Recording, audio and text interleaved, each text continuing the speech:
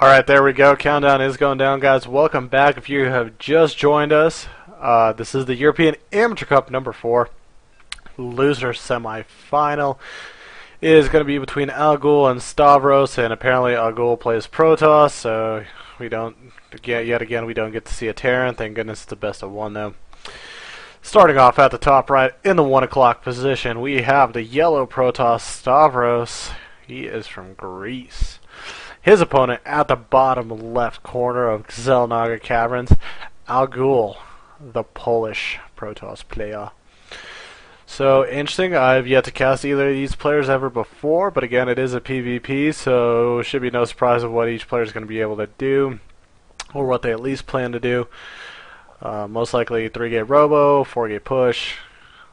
Try to make it sound like it's the most interesting in the world, where the Protoss go on one base and they build a bunch of gateway units in a robotics bay. And then they go push off one base in a world where there are no expansions. Yeah, I know. So it's kind of like that. Other than that, Zelnaga Caverns, for the newbies that never watched StarCraft or just tuning in, this map has 2 Zelnaga Towers, where pretty much you get big vision around the map in a big circle. Big open natural base. There's a gold right there, but with the rocks that are covering at the moment. Third over here, and kind of a hidden 4th base over here on the side itself. So at the moment right now, Staavros is scouting. I don't know if Alghul, he apparently has not scouted just yet to see what his opponent's doing, which is kind of dangerous going this late in case there was like say a pylon and say cannons. So it'd be really dangerous and be very, very hard to defend all of that. But yeah, so looking at things at the moment, gas getting taken down. So we're going to see fairly, timings might be just slightly a few seconds off, but we will see very mirror type builds in the production tab. Looking at economy, it should be fairly similar too. Yeah, it should be really similar on its own too. So again, not too much going on. Let's see what we can talk about. DreamHack, maybe. Day 9, no. We should talk about Magoo Spare. This is the nice part of this is the biggest problem of not having a dual caster with yourself. When you get to this position where you've gone PvP for like the past how many games, and then like you play on Zelnaga Caverns, and it's like a PvP on Zelnaga Caverns. It's like, I wonder what they're gonna do, because pretty much in a sense, what this map does, it literally promotes cheese. Like, if players that don't understand that, it's very Terran favor, but at the same time it promotes cheese so hard. The biggest reason why, at least for why Zerg's hated so much, and sometimes Protoss too, is the natural base is so wide open. Like, look at all the area that's in front of the natural right there. Yeah, there's this little kind of crevice of this choke, but at the same time, most of the engagements, they can happen up front right here before the choke even becomes even relevant. So it's really hard, and especially when you got the backside over here too. And when you could kill rocks, there's another entry point. So definitely promotes cheesy style play. So interesting to see kind of what players both decide to do. Warp gate upgrade on the way. Similar time for both. Stalker on Sway. They're both going to kill each other's probes, or not. Maybe just Alghul's probe is going to die. No, it's dead. So done. Meanwhile, on the other side of things, Staavros is going to push out. No, that's Alghul that's going to push out. Staavros is kind of sitting in this base. And should be able to chase down the probe, maybe. Or is the probe faster than the Stalker? No, it can't be. No, it can't. So I feel at the same time he's most likely he's going to lose until he stops actually microing. So Staavros' probe, hero probe, gets to come back, tell the story of his creative escape. And interesting. Meanwhile, Alghul's kind of sitting here with 2 stalkers, kind of putting himself in the middle of the map. Very interesting decision, I think.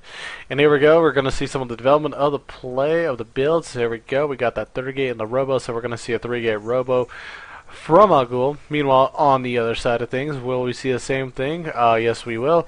We'll see a 3-gate immortal push also, so we will see pretty much at that point what exact composition both players are going to get, because that's where it gets a little tricky right there.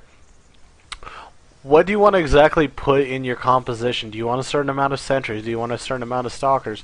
You definitely, if you can, I mean, of course, go heavy on the immortals. That's always easy to say.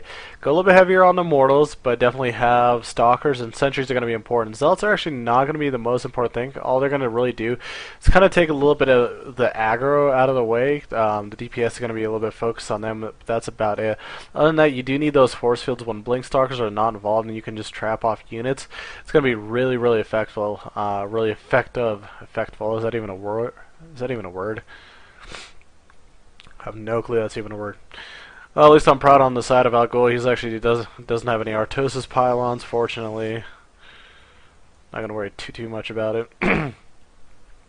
Right now, meanwhile, Alghul kind of checking the natural, make sure there's nothing there, no big deal. A few more units getting warped in. There's some stalkers. You're gonna walk up the ramp, and oh no! And here goes Zealot's gonna be. Oh, Zealot's like Zealot's about to be a little bit of a retard magnet at the moment. Pull all the units down to the bottom of the ramp. At the moment right now, I like Staavros' army a little bit better than I do Alghul's. He does have one immortal and the 2 sentries and a couple of zealots, but overall a better composition right now. Obs is out and Chrono Boost out is the next immortal. Once that comes out, that's going to be really, really nice for Staavros. The moment he's got just a good amount of stalkers, and I think, there we go, Alghul's going to push back, which is really smart. Oh, and this is really interesting. Oh, wow.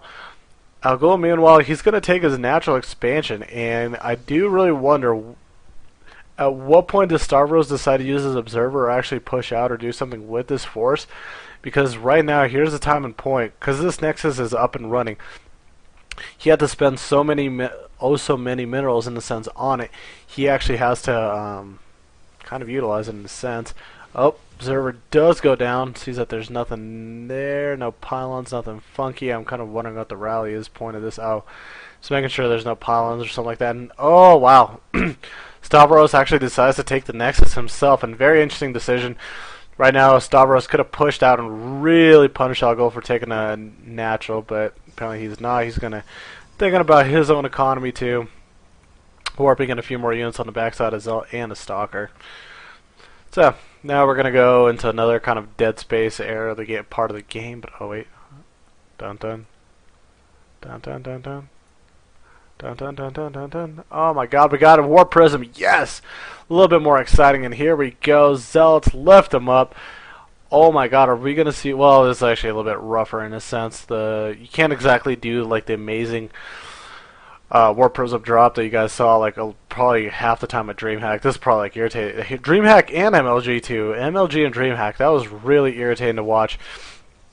How strong a sentry drop is. You load up 4 sentries in that damn Warp Prism, Zerg can't do a damn thing about it. You just ram wall up the front of that and just warp a piss ton of zealots in there.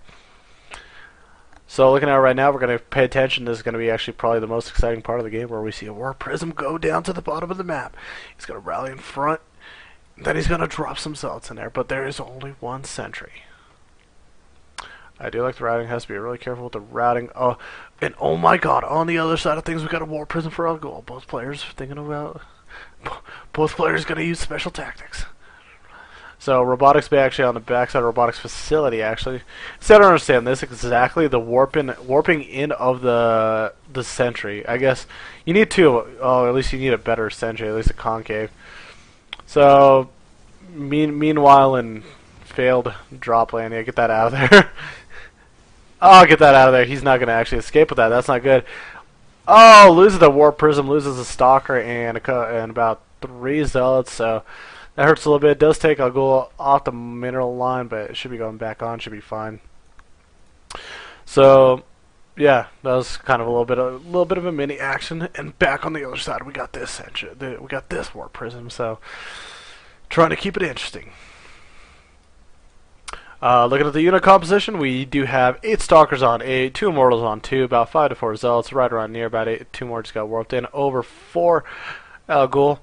Meanwhile, worker count, funny how that's actually pretty much dead similar, 36 to 37. Sentry count's a little bit higher, definitely on the Alghul side of things. And he does have a Warp Prism coming into the back of the base. Does he see the Zealots? No, he does not, and let's see his reaction time. Ah, loses a couple. Loses, oh, that makes me sad. Makes me a sad panda. Loses a few few probes and just gonna kind of waddle on out of there. Has to be really careful not to start getting itself picked off, or we're gonna have to see another murdered war prism, and it's floating across the middle of the map. Gonna drop these zealots. Another war prism does go down. No more harass is really done. So not too amazing. Let's see. So yeah, Staavros meanwhile kind of sees exactly what's going on in the front of Alghul's. Got a pile on the back just in case for anything. Same on the other side for Staavros. Kind of interesting how this is mirroring out really obnoxiously. Looking at it, 38 to 39. But thank God. We're going to look at Staavros' base. I think he has a Colossus out. He does. Staavros has a Colossus out right now, but meanwhile, he actually probably should go right now and try to utilize the force that he has, because 3 gates are getting added over by Alghul, and he's also getting a robotics facility for himself, or robotics bay, robo bay, so he could form some Colossus himself.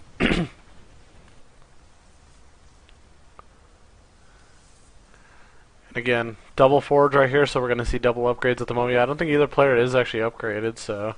Well, definitely, Alghul can't be, so neither is Staavros. But I don't think he's got any... There's a forge. Forge is done. So, we got 2 Colossus. Rocks do get taken down, and I'm kind of halfway antsy to see them. I can't understand why these players are both just going on the macro end of the game right now as a Protoss. I'm like, what the heck are we doing at a 15-minute point of the game? Should never PvP should never ever go this far. It makes me a little sad. And I mean, meanwhile on the other side, Alghul pumping out the double Colossus. Heyo, gonna be watching out for that. He's got quite a few gates. He's got right now 5 in the main, I think. Actually, he's just got a total of 5, 6. He's got a total of 6 gates. Building a few more pawns, make sure he's not supply blocked. And definitely looks like he's going to be interested in doing that, pump out the double Colossus at the time. He doesn't have enough minerals again to pump out a few more, but I mean, interesting unit composition as we do see.